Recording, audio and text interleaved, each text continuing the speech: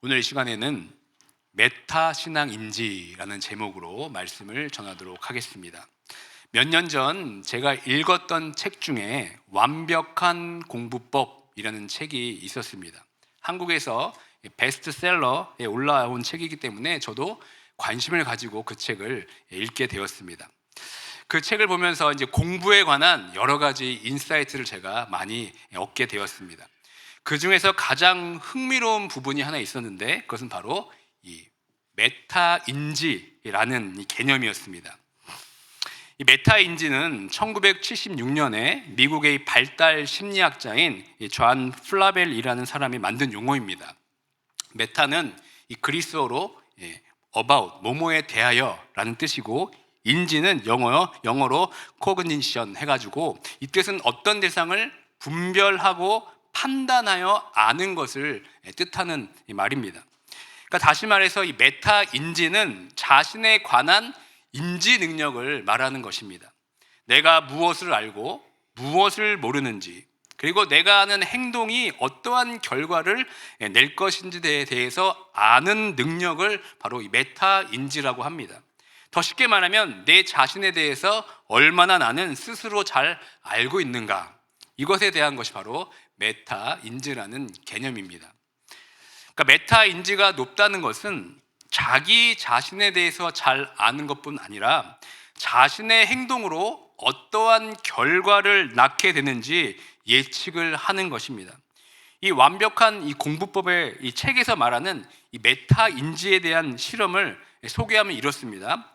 이 실험의 내용은 수능 0.1% 아이들, 그러니까 수재죠, 수재. 거의 반에서 1, 2등 하는 이 아이들과 이 평범한 아이들에 대해서 무엇이 과연 다른가, 이것에 대한 실험을 했습니다.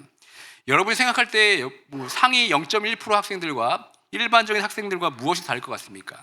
아마 10중 8구 공부 잘하는 아이들은 남다른 머리를 타고난 것이라고 생각할 것입니다. 그리고 당연히 IQ도 높고 기억력도 좋을 것이라고 생각합니다. 그래서 한국의 EBS 제작팀이 수능 성적 0.1% 이 고등학생을 대상으로 학업 성취도와 기억력의 상관관계에 대한 테스트를 진행하게 되었습니다. 첫 번째는 이 기억력을 테스트하는 실험으로서 한 팀은 수능 성적 상위 0.1% 학생들이었고 다른 한 팀들은 일반적인 학생이었습니다. 서로 연관성 없는 단어 25개를 각 단어당 3초씩 듣고 외우는 실험이었습니다. 그리고 학생들은 이 3분 동안 기억나는 단어를 모두 쓰면 되는 테스트였습니다. 그런데 놀랍게도 결과는 의외였습니다. 0.1% 학생들과 일반 학생들이 평균 8개 내외로 기억력에 관해서는 그렇게 두드러진 차이가 보이지 않았습니다. 그런데 이 확연히 차이가 나는 것이 하나 있었습니다. 그건 어떤 실험이었냐면 암기를 한 뒤에 자신이 몇 개의 단어를 과연 쓸 수 있는지에 대한 테스트를 했습니다. 그러니까 방금 앞의 실험은 그냥 외우는 것만 하는 시험이었다면 이 실험은 내가 몇 개를 암기할 수 있을까, 이것을 정확하게 알아맞추는 시험이었습니다. 이 실험에서 이 두 그룹이 드디어 현저한 차이를 보이게 됩니다. 일반 학생들 중에는 자신이 몇 개를 기억하는지에 대해서 제대로 맞춘 학생이 단 한 명도 없었습니다. 그러니까 예를 들면 일반 학생들 중에서 내가 20개를 외울 수 있다고 썼지만 실제로는 15개밖에 쓰지 못했습니다. 아니면 15개를 확실히 외웠다고 썼지만 실제로는 10개 정도밖에 외우지 못한 것입니다. 그러니까 일반 학생들의 대부분은 자신을 실력을 과대평가했습니다. 하지만 이 0.1%의 학생들은 한 명을 제외하고는 모두 자신이 20개면 20개, 15개면 15개의 단어를 기억한다고 말했고 그 단어를 정확하게 외워서 썼습니다. 결국 0.1% 상위 학생들과 일반 학생들의 차이가 무엇이겠습니까? 바로 이 메타 인지의 차이가 있었습니다. 다시 말해서 자신이 무엇을 알고 무엇을 모르는지에 대해서 이 평가를 스스로 정확하게 할 수 있었다는 점이 바로 이 실험의 주요한 점이었습니다. 그런데 이 참가자 중에 0.1% 학생과 인터뷰를 한 내용이 이렇습니다. 저는 중학교 때 성적이 중위권이었습니다. 열심히 하는 것 같은데 성적이 잘 안 나왔습니다. 열심히 했다는 것은 저만의 생각이었고 객관적으로 봤을 때 저는 단지 문제만 열심히 푼 것밖에 없었습니다. 그러니까 이 말의 뜻이 무엇입니까? 자신은 공부에 대한 열심이 있었다는 겁니다. 자기 자신의 주관적인 열심으로 공부를 했습니다. 그런데 이것은 객관적인 공부를 잘하는 것이 아니었다는 말입니다. 그러니까 여기서 객관적이란 말은 무조건 공부 시간을 늘려서 문제만 푸는 것이 아니라 내가 어떤 과목이 부족한지를 알고 그 과목에 좋은 성적을 위해서 문제만 푸는 것이 아니라 그 과목에 맞는 공부 방법을 취함으로써 성적이 향상되었다는 것을 말하는 것입니다. 이처럼 이 메타인지는 자기 스스로를 객관적으로 볼 수 있는 능력을 말하는 것입니다. 소크라테스가 유명한 말을 남겼습니다. 그게 무엇입니까? 너 자신을 알라. 왜 이렇게 유명한 말을 남겼습니까? 그것은 나 자신을 객관적으로 평가하는 것만큼 어려운 것이 없기 때문에 그렇습니다. 제가 이렇게 서두에 장황하게 설명한 이유가 있습니다. 그것은 바로 이것을 우리의 신앙에 적용해 보면 어떨까 하는 생각 때문에 그렇습니다. 여러분들은 여러분 스스로 이 신앙생활을 잘하고 있다고 생각하십니까? 그렇다면 내가 그 신앙생활을 잘한다는 그 객관적인 기준이 무엇입니까?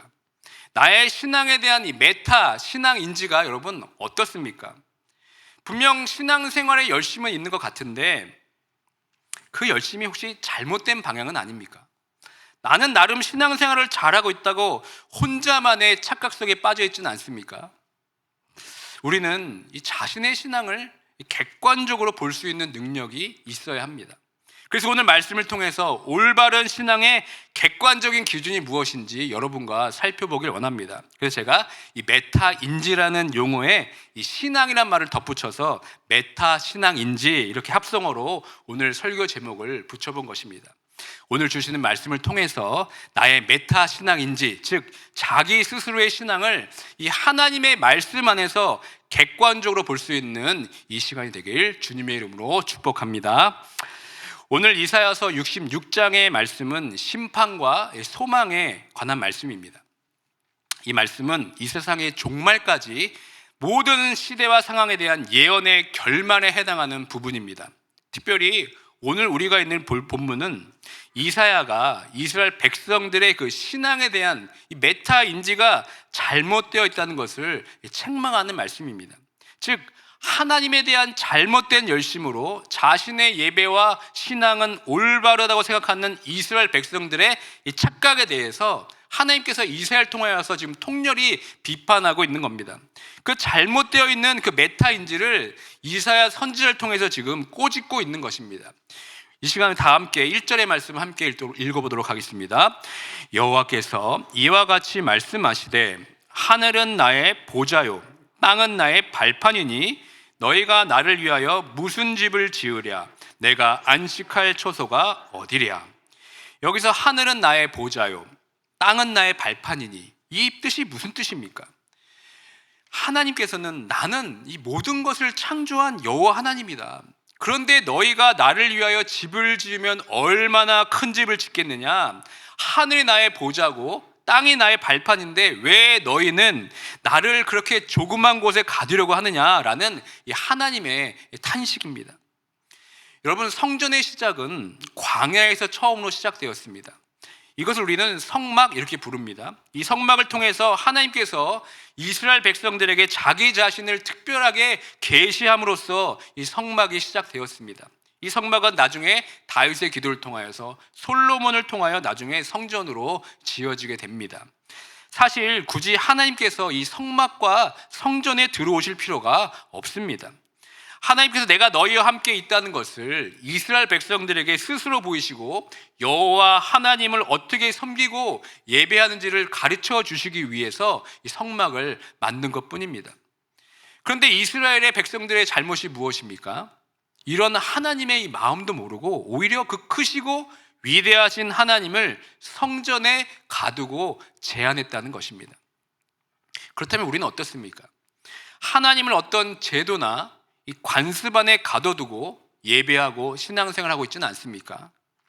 예배는 이렇게 드려야 한다는 어떤 자기만의 틀 안에서 하나님을 지금 가두고 있지는 않습니까? 하나님이 원하시는 것보다 오히려 자신에게 익숙하고 편한 것을 선택하면서 여러분 예배하고 신앙생활을 하고 있지는 않습니까? 하나님께 기도하며 뜻을 구한다고 하지만 전적인 하나님을 의탁하는 기도가 아니라 형식적인 기도에 머물러 있지는 않습니까? 하나님이 일하여 주시옵소서라고 기도는 하지만 이미 우리는 모든 것을 다 결정해 놓고 그 일을 이뤄달라고 떼쓰는 기도를 하고 있지는 않습니까? 그 떼쓰는 열심으로 자신은 하나님께 간절히 기도한다고 생각하면서 자신의 신앙생활을 과대평가하고 있지는 않습니까? 자신의 신앙을 과대평가하는 사람들의 특징 중 하나는 다른 사람들의 신앙생활을 평가하고 정죄한다는 것입니다. 왜 그렇습니까? 나는 잘하고 있다고 생각하기 때문에 그렇습니다. 그러니까 남들이 하는 것이 다 부족해 보입니다. 그러니까 너는 이래서 안 되고 저래서 안 된다고 계속해서 정죄와 판단을 하게 됩니다.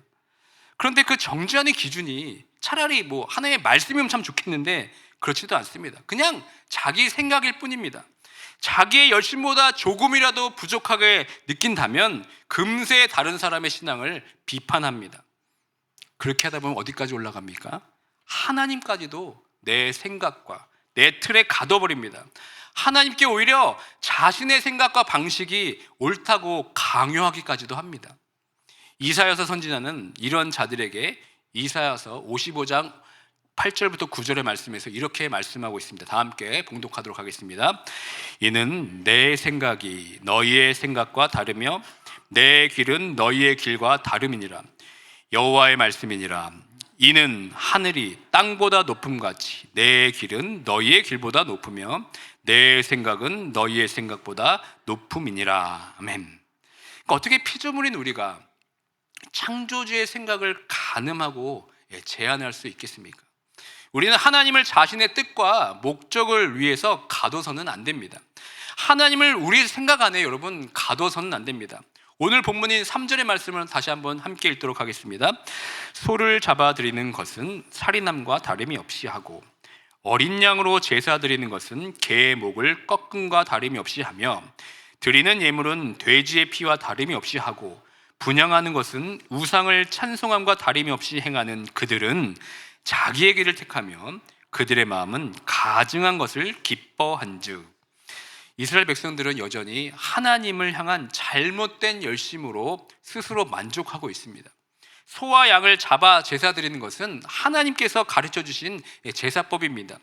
그런데 지금 그것을 이사야가 어떻게 묘사하고 있습니까? 살인하는 것처럼 묘사하고 있습니다. 왜 그렇습니까? 그 하나님께 나아가 제사를 드릴 때 실제로 회개하는 마음 없이 다만 그 제사의 한 방법으로 짐승을 잡아 죽이기 때문에 그렇습니다. 통회하고 회개하는 마음 없이 형식적으로 예배를 드리는 것을 보고 이사야는 하나님께 거룩하지 못한 것이고 그 짐승들을 잡는 것은 살인하는 죄와 같다고 지금 말하고 있습니다.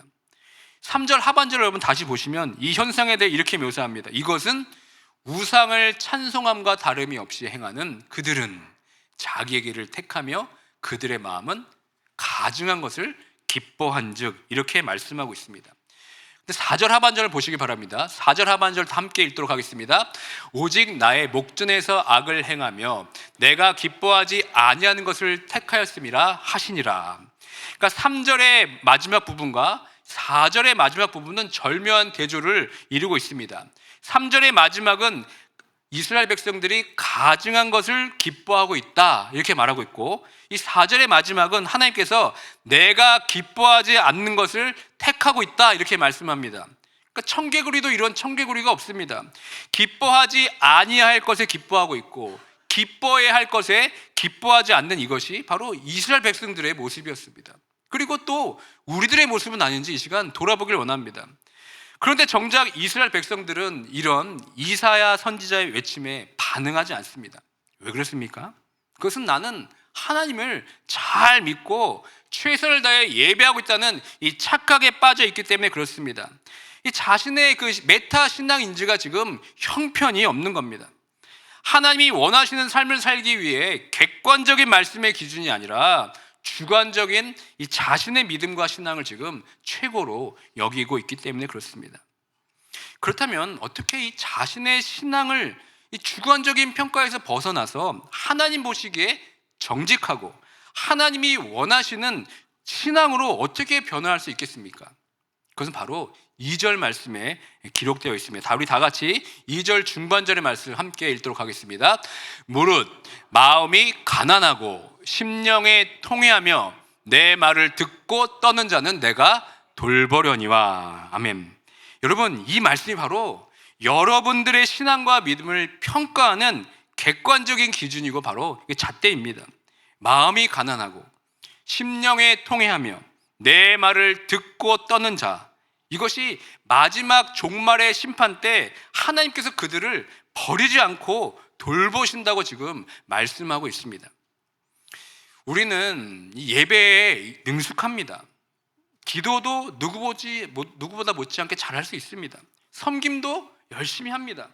그러나 그것이 중요한 것이 아닙니다. 가난한 마음, 심령에 통회하는 마음, 하나님의 말씀을 듣고 떠는 자로서 우리가 하나님 앞에 서 있는 것이 가장 중요한 것입니다. 마음이 가난하다는 것은 여러분 겸손하다는 뜻입니다. 심령에 통회한다는 것은 회개가 있는 것입니다. 그리고 내 말을 듣고 떠는 자라는 것은 경외심을 갖고 하나님 말씀에 순종한다는 것을 의미합니다. 이것이 바로 우리의 올바른 신앙을 위한 객관적인 평가의 기준입니다. 특별히 이사야 선지자가 반복해서 말하고 있는 것을 주목하기 원합니다. 바로 그것은 이것입니다. 내 말을 듣고 떠는 자라는 뜻입니다. 우리 5절 말씀, 상반절의 말씀 함께 읽도록 하겠습니다. 여호와의 말씀으로 말미암아 떠는 자들아 그의 말씀을 들을지어다. 구약 성경에 말씀을 듣고 떠는 자라는 말씀이 딱 3번 나옵니다. 에스라서 9장 4절에 한번 나오고 오늘 읽은 이사야서 66장 2절과 5절 이렇게 2번, 총 3번이 나옵니다. 이사야 선지자가 이렇게 강조해서 말씀하신 이유가 무엇이겠습니까? 이스라엘 백성들이 이 하나님의 말씀을 듣고도 마음에 떨림이 없다는 겁니다. 이 하나님의 말씀을 듣고 떠는 것을 넓은 범주로 본다면 그것을 하나님을 경외한다 이렇게 정의할 수 있습니다. 이 하나님에 대한 경외함이 있을 때 우리는 마음에 가난해지고 심령에 통회하며 말씀을 듣고 떨게 되는 것입니다. 시편 2편 11절의 말씀 함께 읽도록 하겠습니다. 여호와를 경외함으로 섬기고 떨며 즐거워할지어다. 이 하나님에 대한 이 경외, 이것이 우리의 신앙을 바라볼 수 있는 가장 중요한 기준입니다. 이 경외함이 하나님께서 원하시는 우리의 예배이고 우리의 신앙입니다. 여러분들은 하나님 앞에 서면 마음이 떨리십니까? 이 예배 시간이 정말 하나님을 경외함으로 마음이 막 떨리십니까? 하나님께서 맡겨주신 이 교회의 일들, 사명을 감당할 때 여러분 마음이 떨리십니까? 우리 옆에 사람 보면서 이렇게 인사하면 좋겠습니다. 나 떨고 있니?